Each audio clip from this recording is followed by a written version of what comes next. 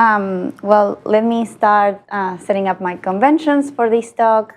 For me, a tensor category is going to be a category that has an abelian k-linear structure. Home spaces are finite dimensional vector spaces. We also have a monoidal structure, so that means we have a tensor product, an associativity, a unit object, and I ask for the category to be rigid, so every object has a dual. And I ask for the endomorphism ring of the unit to be the field, so the unit is simple. So this is what a tensor category is going to be here. And a fusion category, like it's been said before, is a tensor category that is semi-simple and has finitely many simples. And for my work, I worked mainly with fusion categories, and this concept of rank will come up a lot. So the rank of a fusion category is going to be the number of simple objects in the category. Of course, a symmetric tensor category is a tensor category that has a braiding that satisfies this property. And a symmetric tensor functor is going to be an exact symmetric monoidal functor. So those are the things that I will be mentioning during this talk. Okay, so I'm going to start with a little bit of review, which was, well, most of these things were also said on Monday, but maybe it will be useful to some. If we talk about symmetric tensor categories, and we are in characteristic 0, and let's assume that our symmetric tensor category has finite length, so that means every object has a finite Jordan-Heller series. Then a very well-known result by Verlinde says that having this moderate growth condition on the category is equivalent to the existence of a symmetric tensor functor to the category of supervector spaces. What this means is that, well, we can use Tannakian reconstruction to see what this category is going to be. So for that, we need an affine group scheme in the category of supervector spaces, an element in G, and this rep of GC is the representations of the group scheme G, such that, well, this representation has a C2 grading, and so we want C to act by parity on that representation. Okay, so in characteristic 0, we know what these moderate growth symmetric tensor categories look like right here. And I did want to say that, well, it's been mentioned in some of the talks before that there are symmetric tensor categories that don't have moderate growth. For example, the category rep ST, which has exponential growth. So that doesn't fall under the assumptions of this theorem. And so the question would be, what happens in positive characteristics? So what is an analog of this theorem if we move now to the positive case? And here comes up this notion of incompressible. So we're going to say a symmetric tensor category C of finite length is incompressible if any functor from it into another symmetric tensor category is an embedding. So now this notion of incompressible is what is going to replace in some way the category of supervector spaces here. So the theorem is if we have moderate growth, then there is existence of a symmetric tensor functor into some incompressible category of moderate growth. Questions so far? Okay. So what are these incompressible categories? Again, in characteristic 0, we have vector spaces and supervector spaces. And in fact, these are all the examples that have moderate growth. And in characteristic, in positive characteristic, well, it's been talked about a lot, this Verlinde category, which is the semi-simplification of the category of tilting modules over SL2. And these VerPN categories have also been mentioned. So all of these are examples of incompressible categories of moderate growth. And the conjecture is that these are all of the incompressible categories. Okay. So if the conjecture were true, what we would be saying here is that we have a symmetric tensor functor into one of those. Okay, so another question that you could ask is for each incompressible. So we're saying we have a symmetric tensor functor into one of these examples. So for each of those examples, which categories have a symmetric tensor functor to it? And so, well, this question is still open, I believe, and we do have an answer for the Verlinde category in particular. So if we impose this Frobenius exact condition, which was also mentioned on Monday, which has to do with this Frobenius functor being exact, then we have the existence of a symmetric tensor functor to the Verlinde category. So we know that these Frobenius exact categories are the ones that have the tensor functor to Verlinde. So in my work, I work with fusion categories. So a lot of these assumptions that I was talking about are true for symmetric fusion categories. So for example, they have finite length, they are of moderate growth, they are Frobenius exact. So let me tell you what all of these theorems translate to in this fusion case. So for the case of zero characteristic, if we have a symmetric fusion category, then by the link, we have a symmetric tensor functor to supervector spaces. So we can reconstruct C as the representation category of a finite group. And so we say that these symmetric fusion categories are classified in terms of groups. So now, in the positive characteristic case, well, this is also a consequence of the theorems that I was saying before, but it was actually proved by Victor initially that a symmetric fusion category has a tensor functor to the Verlinde category.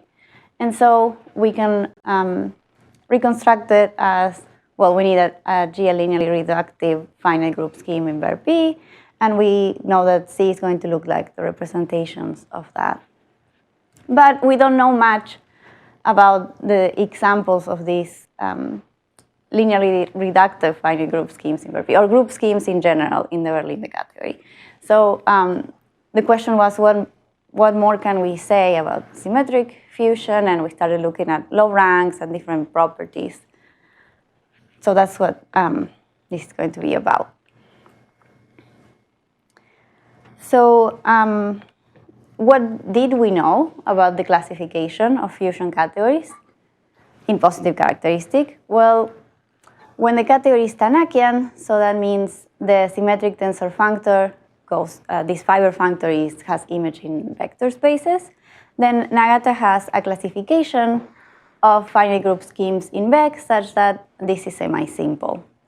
So we say these are classified, and this, I believe that the construction is C has to be the equivariantization of a pointed category associated to a 2 group, and you do an abelian 2 group, and you do equivariantization by a group that has odd order. So we know what these categories look like. Yes, in characteristic 2, so we know the classification in characteristic 2 because all of these are Tannakian, because these Verlinde 2 category is just vector spaces. If we move to super-Tannakian, then we have a symmetric tensor functor to supervec, and similarly, Masoka classified group schemes such that this is semi-simple, and so we have the classification for the case of P equals 3, because the Verlinde category 3 is supervec. So now this is classification in terms of characteristic. We can say that we kind of know classification in characteristics 2 and 3. And then another way of looking at it is classification by rank. So like I said, the rank is the number of simple objects that you have in the fusion category. And so the classification of rank 2, so you have the unit and one other simple object, was already known. So you either have, well, in general, the category of supervector spaces or C2, like the pointed C2 category.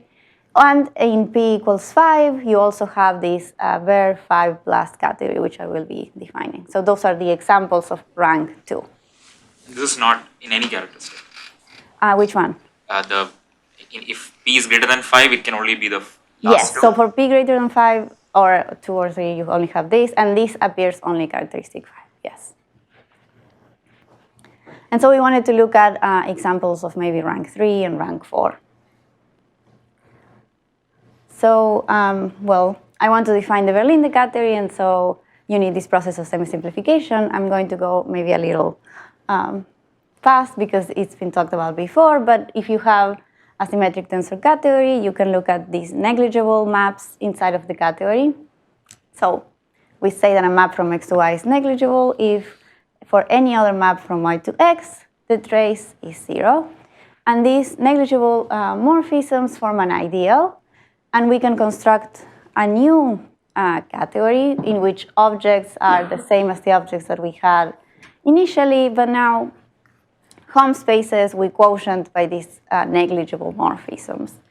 And we know that if we do this right here, then we're going to get something that is semi-simple, and that the simple objects are going to be in bijection with the indecomposables of non-zero dimension. So this was talked about also. So now we can do this process to talk about the Verlinde category. We look at the representation category of the cyclic group of order B. We quotient by negligible morphisms, and that's the definition. We also can, so an equivalent definition, which is the one that I said before, is that semi-simplification of the category of tilting modules over SL2. So these two things are equivalent. And we can define it like this. And so the simple objects here are going to be the images of these indecomposables that we have in the representation category of CP. And also the fusion rules, which have been talked about, but just in case anyone wants to see them. And I just want to say maybe a couple more things about these Verlinde categories. Well, of course, for P equals 2, this is vector spaces. For P equals 3, this is super vector spaces. And so now let's look at what happens for P at least 5. We can consider the abelian subcategory generated by all of the odd index simples. And this is going to be a fusion subcategory, and the rank is going to be P minus 1 over 2, so it has half of the rank. And actually, this fusion subcategory, well, the Verlinde category has 4, vec and super vec, which we already know, and then we have this one, which has all of the odd index simples and everything. So those are the only things that we can have for fusion subcategories. And we also have this nice theorem that says that we can decompose the Verlinde category this way. And here I just wrote an example. So for anyone that wants to see it, if we were looking at P equals 7, we would have these 6 simples. And you can see here, if we do the product, well, the square of any of these simples, we would get a sum of the odd index simples. So in particular, all of these are self-dual. And if you were to do L2 times L3, then you would get a sum like this, and it would be L2 plus L4. So this is just an example of how to do the product of these simple objects. Okay. Just to mention, like I said, a little bit of review of things that have been said before. These Verpn categories are also examples in positive characteristics. So if we take the category of tilting modules over SL2 and we quotient by all of the negligible morphisms, and we get this Verlinde category. But if we look at other tensor ideals in here, and we quotient by those instead of all negligible morphisms, then we're going to get these Verpn examples. And of course, this one is semi-simple, and the other ones won't be semi-simple. But they are all incompressible of moderate growth, and like we said, it's believed they're all decompressible of moderate growth.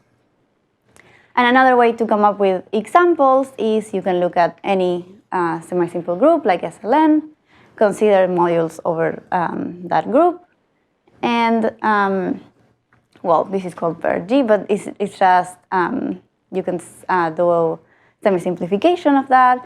And in particular, when P is greater than or equal to the Coxeter number, you get finally many simples, so you get a fusion example there. And if you were to take G to be SL2, you would get the Verlinde category. Okay.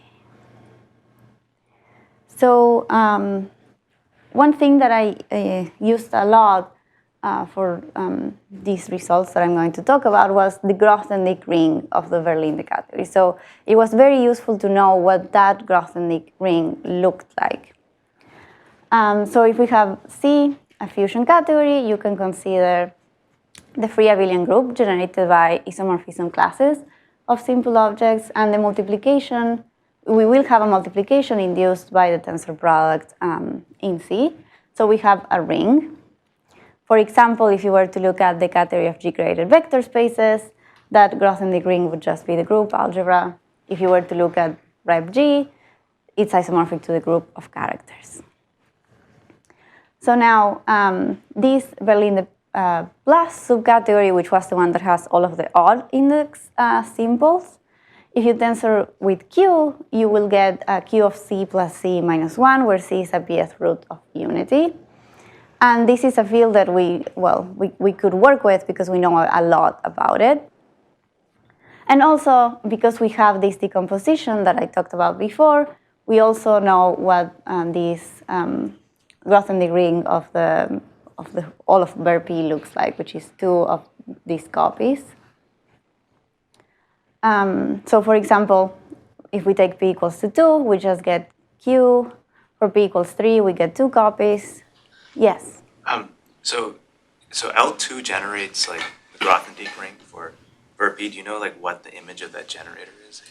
Do you mean the image of the generator through this isomorphism? Yeah, so like L3 will generate P pluses. Yes, I know it, I don't remember it, but you can write each of the... So the way that we proved the theorem that I'm going to discuss is exactly that. We looked at how you write each of these Li as a sum of these roots of unity. So you need to look at Galois theory, look at orbits, and then you can describe each of them. Yeah, but we do know how to write them. We can talk about it. And then for P equals to 5, we get, square root of 5, which comes up in the dimension of these simple objects. Okay. So doing exactly what I was just saying, which is, using this isomorphism that we have right here, and how we can write each of these simple objects as a sum of these roots of unity, and looking at subfields of that. So doing some Galois theory, we can get our first result. So let's say P is greater than or equal to 5, and assume C is not super-Tannakian. Then the rank of C has to be at least P minus 1 over 2. So we can give a lower bound for how many simple objects the category has in terms of the characteristic of the field. And yeah, of course, this does not hold if we don't have this assumption right here. So the first examples that you can think of in the Tannakian case are, this wouldn't be true. But we can always reach this number. So this Verlinde plus category has rank P minus 1 over 2. And so one question, an open question, would be if this Verlinde plus category is the only example of a non-Tannakian symmetric fusion category that has rank P minus 1 over 2. And this, the answer to this question is true for P equals to 5. In fact, we know this from the classification of rank 2 symmetric fusion categories. The only one that we have here is the Verlinde 5 plus category.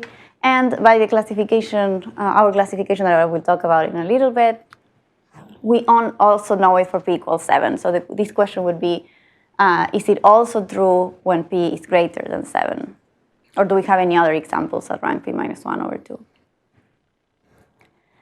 And also, we know how to construct an example of a non-Tannakian symmetric fusion category of rank P plus 3 over 2. So another question, an open question, would be what happens in the middle. So are there any examples at rank P plus 1 over 2? or do we only get things that p minus 1 over 2, and then it skips to p plus 3 over 2? And well, then we can improve this bound a little bit if we assume that the Verlinde fiber functor of our symmetric fusion category is surjective. In that case, the rank has to be at least p minus 1. And this surjective assumption, well, the image of this functor has to be a fusion subcategory, and we said we only have 4. Surjective, yes. You mean essentially subjective? In what sense it is subjective? Any object of where P is sub-object of something in the image. Yes. Yeah, so this image can be either Beck or super Beck, but in that case it would be super-Tannakian, which we said we already know the classification, so we were not interested about that case. And then it's either the Verlinde plus subcategory, in which case we can use this theorem, or everything, in which case we have this. Okay. And okay, so now I'm going to be talking about the second AMS operation, because for the rest of the results that we got, we used the second AMS operation a lot. So it was basically the main tool of our classification. And it was talked about before as well, but let me define it.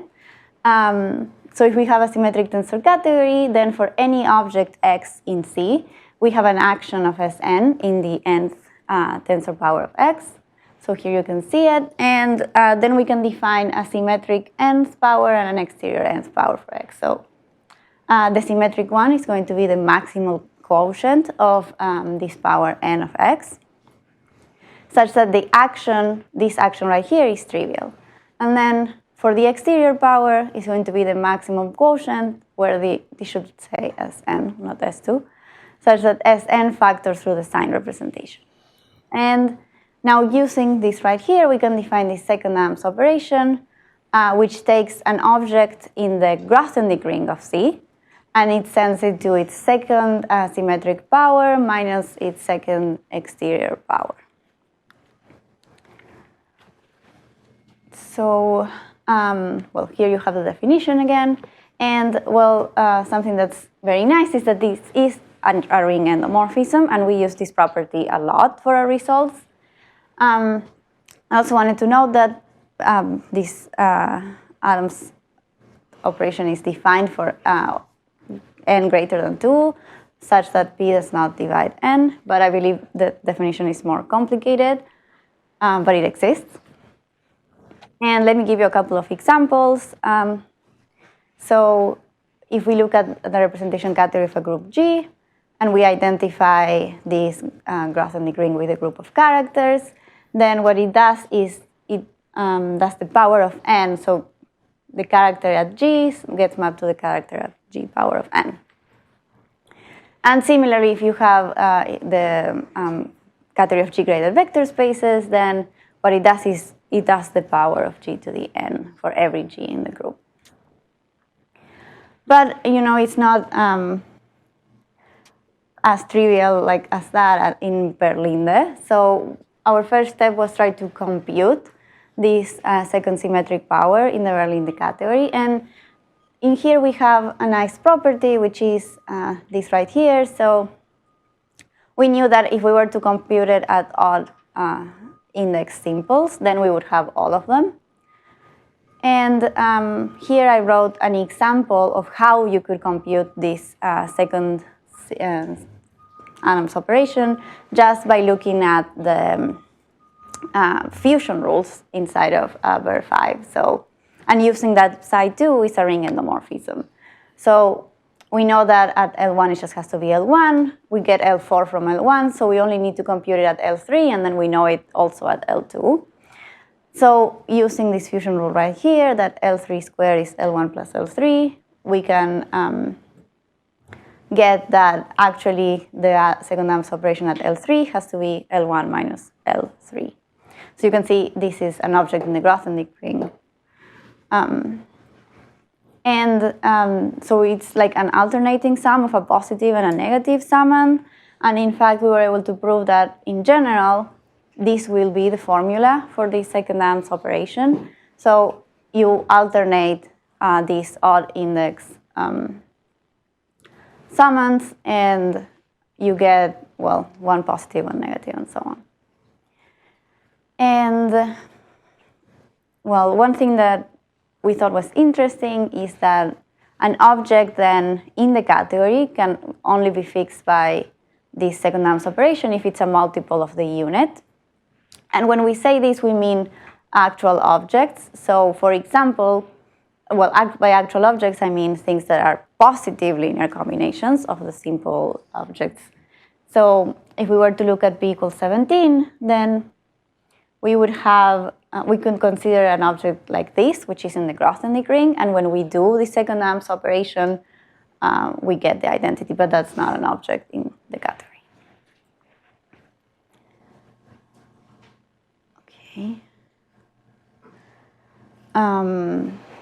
So using this, well, we wanted to use this second ANS operation to say something about the fusion category. So we were looking at different properties that its second ANS operation could satisfy and wondering if we could say something about the category from that.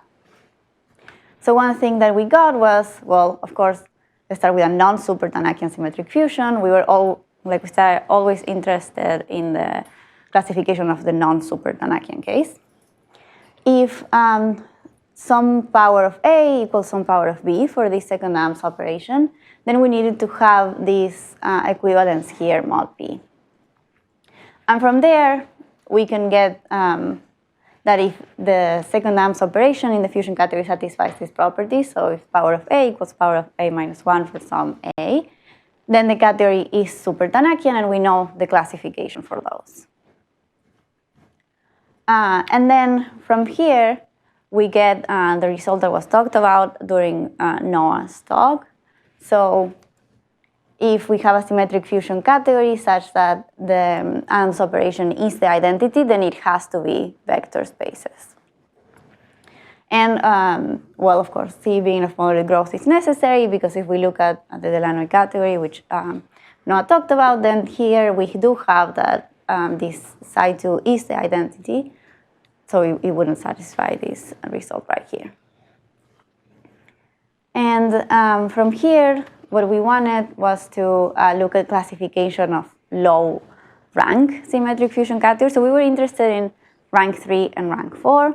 And so what we did was use these results here, because we knew that, well, we knew what the options for these second ANS operations could be, and we just discarded almost all of these options, and the ones that remain are the ones that we classified. So from that, we got classification of rank 3 symmetric fusion and of rank 4 with two self-dual simples. So if you have symmetric fusion category of rank 4, then either every object is self-dual, or two of them are dual to each other and the other two are self-dual. So that last one is the one that we were able to do, and the self-dual case remains open.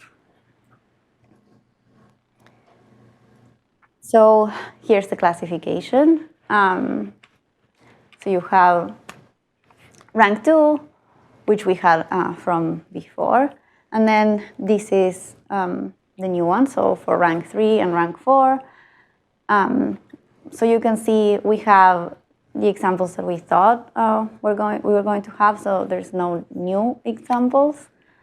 And one thing that I wanted to note is that, well, we had this theorem. Let me see if I can go back. Right here. So if we were to look at not super-Tannakian symmetric fusion category, we have this bound. So now, if we wanted to look at the case for rank 4, then we would have, well, 4 has to be greater than or equal to p minus 1 over 2. So p would have to be 5 or 7 for a non-super-Tannakian example. And so if we wanted to finish the classification of rank 4 for the self-dual case, we would only need to, well, and non-super-Tannakian examples, we would need to look at p equals 5 or p equals 7 only. And I believe that they are close to knowing the classification, p equals 5 case, is it? Okay. And yeah, that's all I wanted to say. Thank you.